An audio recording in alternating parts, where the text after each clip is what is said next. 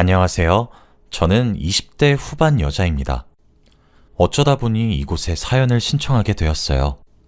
사실 저는 여기 있으신 다른 분들보다 나이는 훨씬 어리지만 그럼에도 불구하고 제가 살아오게 된 인생 또한 만만치 않아 여러분들께 제가 겪었던 일들에 대해 털어놓고 고생했다고 위로도 받고 싶고 잘 자랐다는 칭찬도 듣고 싶어서 그동안 속으로만 숨겨놨던 제 사연을 들려드리도록 하겠습니다. 저는 밑으로 나이 차이가 꽤 나서 이제 막 성인이 된 남동생이 하나 있습니다. 제가 성인이 되고 나서 거의 키우다시피 했어요. 제가 그럴 수밖에 없었던 이유를 설명을 드리자면 부모님을 사고로 한순간에 두 분 다 잃었기 때문입니다. 저는 서울에 있는 한 대학교에 붙으면서 고향을 떠나 홀로 서울에서 자취를 시작했습니다. 저희 부모님은 자영업으로 생계를 유지하셨는데 꽤나 장사가 잘 되었기 때문에 저희 사정은 꽤 여유로웠습니다. 그러던 도중 술에 만취한 트럭 운전자가 저희 부모님의 가게에 들이박는 사고가 발생했고 가게를 청소하고 계셨던 어머니는 그 자리에서 바로 즉사하셨고 트럭이 빠르게 다가오는 것을 보고 어머니를 구하기 위해 자리를 뛰쳐나온 아버지는 크게 치이셨고 바닥에 처박혔습니다. 다행히 제 남동생은 학교에 있었던 시간이라 사고를 피할 수 있었지만 그게 다행인지는 잘 모르겠습니다. 모르는 번호로 전화가 걸려오면 저는 원래 받지 않았는데 그날은 왠지 몰라도 전화를 받게 되더군요. 병원에서 위급하게 들려오는 듯한 목소리와 그 내용에 저는 전화기를 떨어뜨렸고 그 자리에 돌처럼 굳었습니다. 믿기지가 않았거든요. 바로 어제까지만 해도 택배로 반찬을 붙였으니 남기지 말고 먹으라는 엄마의 말씀과 힘든데 고생이 많다는 아버지의 격려가 있었는데 어머니는 자리에서 이미 숨을 거두어서 어쩔 도리가 없었지만 아버지는 위중한 상태라고 빨리 병원에 오라고 하더군요. 학교고 나발이고 뭐가 문제였겠습니까? 당장 고향으로 뛰어내려갔습니다. 중환자실에 누워 계신 아버지의 모습과 수술 효과를 기대할 수 없다는 의사의 말이 너무 원망스러웠고 그 길로 바로 장례식장으로 내려갔습니다. 그곳엔 아직 10대에 불과한 어린 나이의 남동생이 주저앉아 엉엉 울고 있었고 저를 보자마자 제 품으로 달려들어 꺼이꺼이 울었습니다. 엄마를 그렇게 보낸 뒤 저는 고향에 정착해 아버지를 간병하고 동생을 케어하기 위해 학교에 휴학계를 냈고 급하게 자취방을 빼기 위해 서울로 다시 향했습니다. 일주일도 되지 않는 짧은 사이에 믿기 힘든 일이 너무 많이 생겼더군요. 자취방에 도착해보니 며칠 전 엄마가 붙였다는 반찬이 담긴 택배가 문 앞을 가리고 있었습니다. 보낸 사람 이름에 저희 어머니의 성함을 발견한 순간 차마 꾹꾹 눌러 참고 참으며 삭혔던 눈물이 펑 하고 터졌고 꺼이꺼이 울었습니다. 다행히 초봄이기도 하고 안에 있던 드라이박스 때문인지 반찬이 상하지 않았더군요. 이삿짐 센터를 불러 대충 짐을 꾸려 언제까지 가져다 달라고 한 뒤 급하게 방을 뺐고 그 반찬들은 그대로 들고 고향으로 다시 내려왔습니다. 냉동실에 엄마의 반찬을 넣고 집을 둘러보니 정말 딱 죽고 싶더군요. 그래도 아버지가 아직 살아 계시니까 하는 마음으로 버티고 버텼습니다. 20살. 고등학교를 졸업한 지 얼마 되지 않는 나이. 이제 막 성인이 된 저는 할 수 있는 게 없었고 그저 아버지가 눈을 뜨기만을 기다리고 또 바랬습니다. 하지만 몇 달 지나지 않아 저는 동생의 학교에 전화를 걸어야 했습니다. 아버지가 지금 막 돌아가셨으니 동생을 병원으로 보내달라고 말이죠. 아버지는 트럭에 치이면서 바닥에 머리를 크게 찌으셨는데 그 충격으로 신경이 손상되어 결국 커다란 수술 이후에도 뇌사 상태에 빠져 돌아오지 못하셨습니다. 생전 봉사하시며 남을 도우셨던 아버지가 생각났고 결국 아버지는 7명의 새로운 생명을 남들에게 나눠주고 돌아가셨습니다. 저보다 9살이나 어린 동생을 두고 제가 차마 무너지고 꺾어질 수 없었습니다. 그렇게 부모님 두 분의 상을 몇 달 내에 연달이 치러냈어요. 그리고 알게 된 사실은 어머니와 아버지 두 분 모두 저와 제 동생 둘의 등록비와 결혼 자금을 따로 모으고 계셨고, 그 외에도 보험을 많이 들어놔서인지 보상금이 꽤 컸습니다. 그리고 음주운전 차량의 운전자 가족으로부터 보상금도 많이 받을 수 있었어요. 그나마 다행이었던 점은 음주운전 차량의 운전자 또한 즉사를 했다는 소식이었습니다. 솔직히 살아있었다면 제가 죽여버렸을 것 같기도 한데, 죽었다는 소식이 어찌나 다행이던지 스스로 제가 악마 같은 생각에 소름이 끼치다가도 웃음이 나오더군요. 변호사를 선임해 우리 부모님의 목숨값을 받아낼 수 있을 만큼 최대한 받아내었습니다. 하지만 그게 무슨 의미가 있겠습니까? 이미 저와 제 동생은 부모를 잃었는데요. 그렇게 부모님의 자산을 대충 정리하고 가게도 팔았습니다. 배우지 않아서 운영을 할 수가 없었거든요.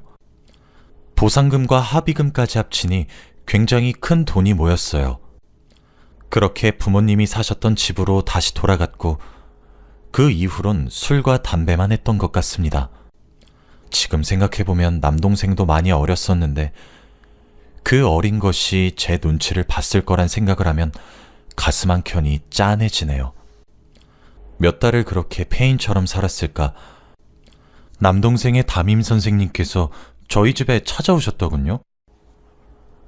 부모님을 잃은 충격이 컸던 저는 당시 우울증과 폭식증을 앓고 있었습니다.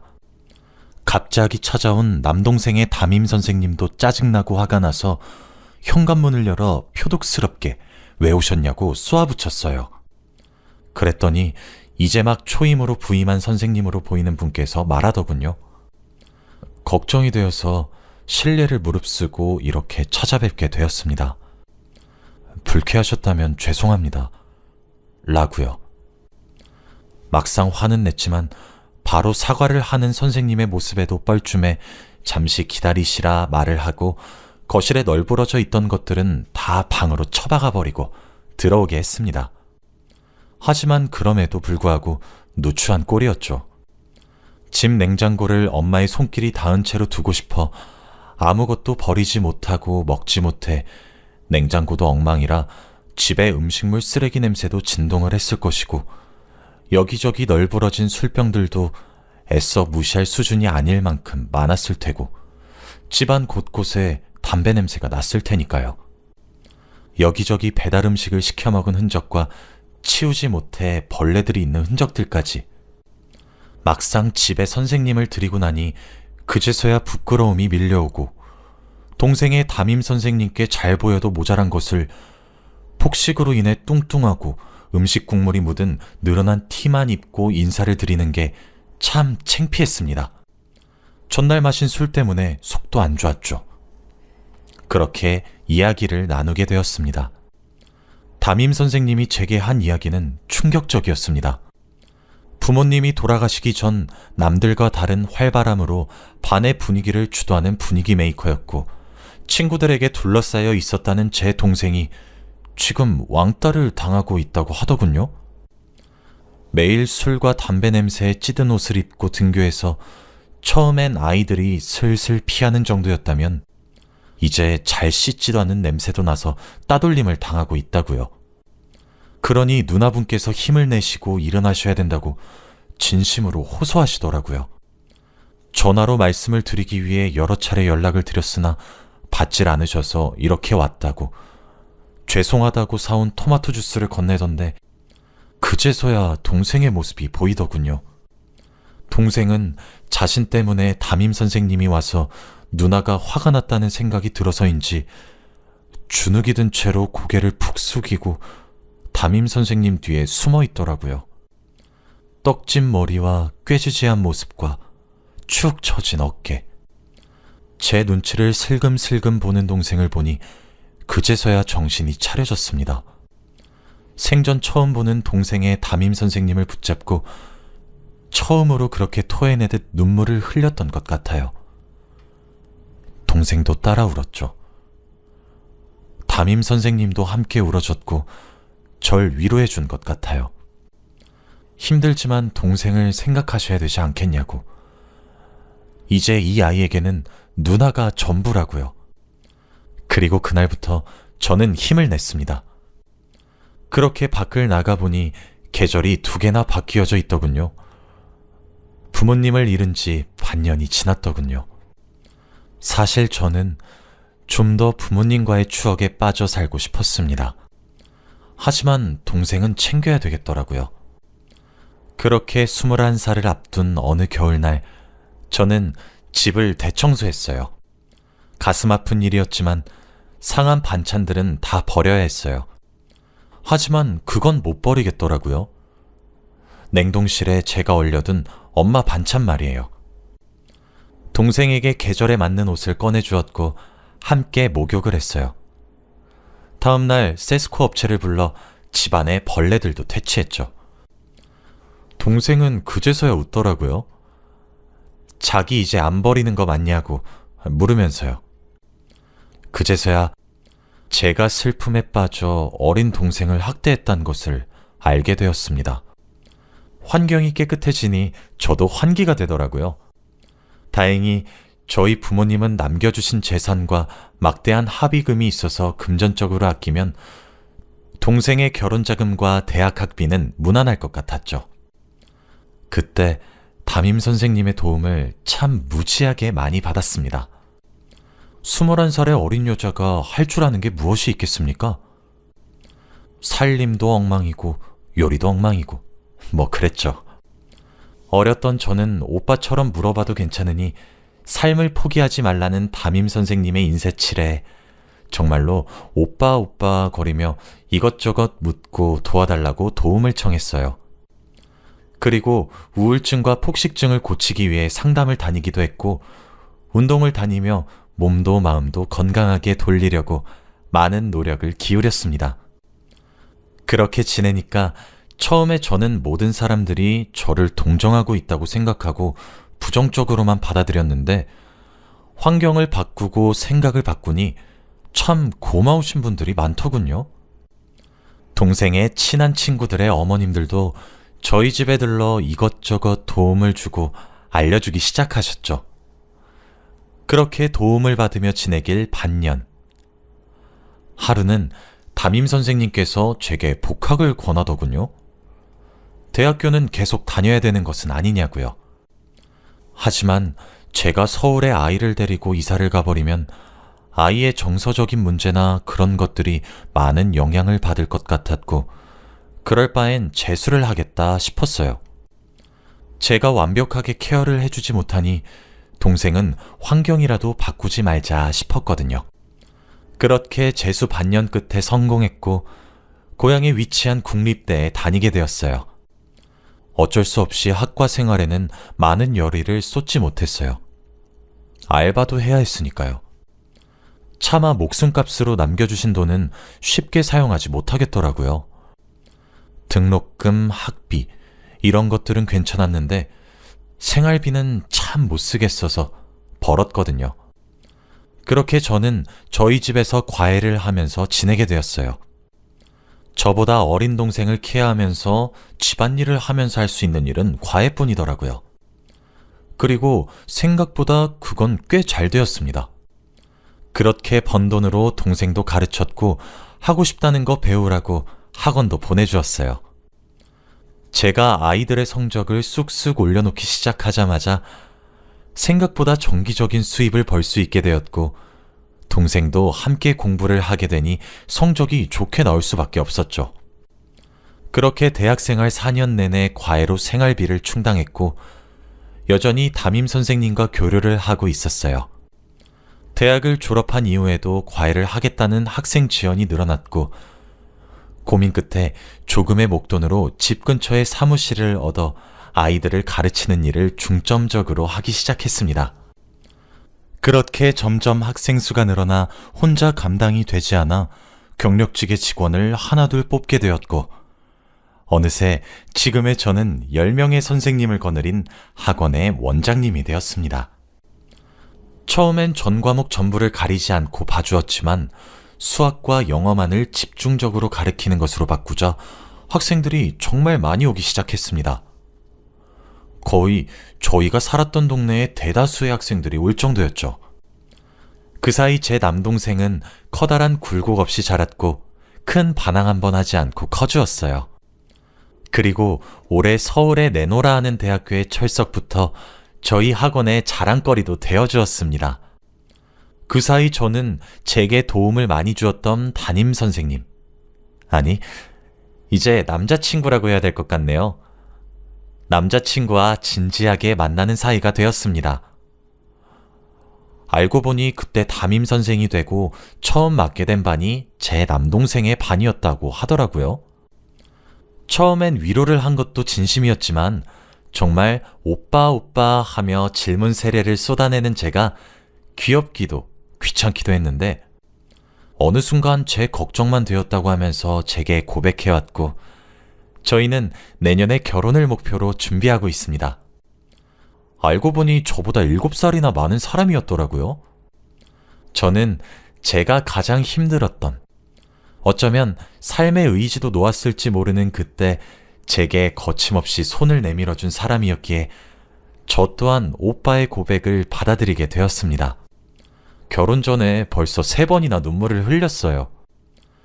결혼을 허락받게 되었을 때도 저희 부모님의 산소에 직접 찾아가서 인사를 드렸고 산소에 대고 걱정하지 말라고 평생 잘 대해주겠으니 마음 놓고 하늘에서 지켜봐 달라는 모습에 한 번 눈물을 훔쳤고 예비 시부모님을 뵙게 된 날에도 부모가 없다는 점을 하자로 보시면 어떡하나 전전긍긍했던 것이 우습게도 예비 시어머니께서 그동안 고생이 얼마나 많았겠냐고 어린 나이에 잘 자라왔다고 제 손을 쓰다듬으며 눈물 짓는 모습에 2번 눈물을 훔쳤고 얼마 전 스승의 날인 5월 15일 동생이 서울에서 집까지 내려와 제게 꽃다발과 선물을 건네주더라고요.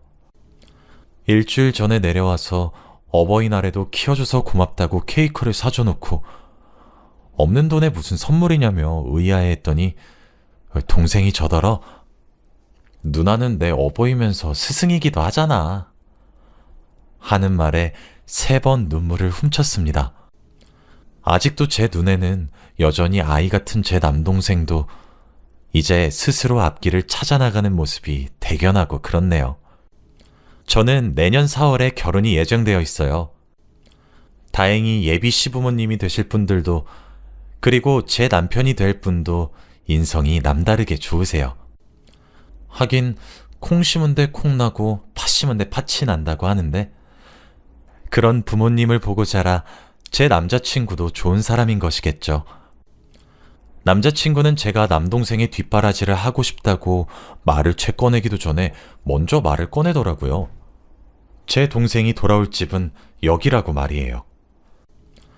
제가 어쩌다 이렇게 착하고 좋은 남자를 만난 것인지 모르겠어요. 하늘에 먼저 가 계신 부모님의 선물이라는 생각도 들고 남동생이 이어준 인연이란 생각도 드네요. 남들은 희망찬 대학 생활을 하기 시작했을 때 저는 제게만 일어난 이 일이 너무 믿겨지지 않았고 뻔뻔스럽게 합의를 해주면 안 되냐는 가해자 측 가족의 말에 화가 주체되지도 않았습니다. 결국 금전적으로는 이득을 얻었지만 그 이득을 얻은 대가로 부모가 없어졌다는 것은 큰 상실이었죠. 저는 챙겨야 할 어린 가족이 남아 있었기에 남들보다 훨씬 더 일찍 홀로 서기를 시작했고 그 과정에서 수도 없이 무너지고 힘들었고 막말로 때려치우고 어딘가로 도망가고 싶었던 적도 수도 없이 많았습니다. 그럴 때마다 돌아가신 엄마 아빠가 얼마나 보고 싶고 그리웠는지 몰라요. 하지만 그렇다고 해도 동생 얼굴을 떠올리면 도망치고 싶다가도 정신이 차려지더라고요. 지금은 다행히 좋은 사람들을 만나게 되어 지금 이 정도의 사회적 성공을 거둘 수 있게 되었습니다. 그리고 그 좋은 사람들 덕분에 제가 포기하지 않고 나쁜 길에 빠지지 않았다는 생각도 듭니다. 그래서인지 저는 아직도 세상은 따뜻하고 살만하다고 생각이 많이 듭니다. 제가 제 이야기를 보낸 이유는 제 이야기가 어떤 이들에게 희망이 되었으면 하는 마음 때문입니다. 지금도 말 못할 슬픔과 감당하기 힘든 현실에 주눅들고 어딘가로 훌쩍 도망쳐버리고 싶은 사람이 분명히 있을 겁니다. 정말 뻔한 말일 수 있겠지만 그런 분들께 하고 싶은 말은 조금만 더 버티라는 말입니다. 조금만 더 해보세요. 분명 하실 수 있을 거예요. 저도 제 인생에 볕들 날이 올 줄 몰랐고 묵묵히 앞만 보며 헤쳐나가기 바빴어요. 그런데 어느 순간 정신 차려보니 이미 볕을 보고 있더라고요. 그러니 제 이야기가 그런 사람들께 도움이 되었으면 좋겠다는 마음으로 이렇게 글을 썼습니다. 제 살아온 인생 이야기를 들어주셔서 너무너무 감사합니다.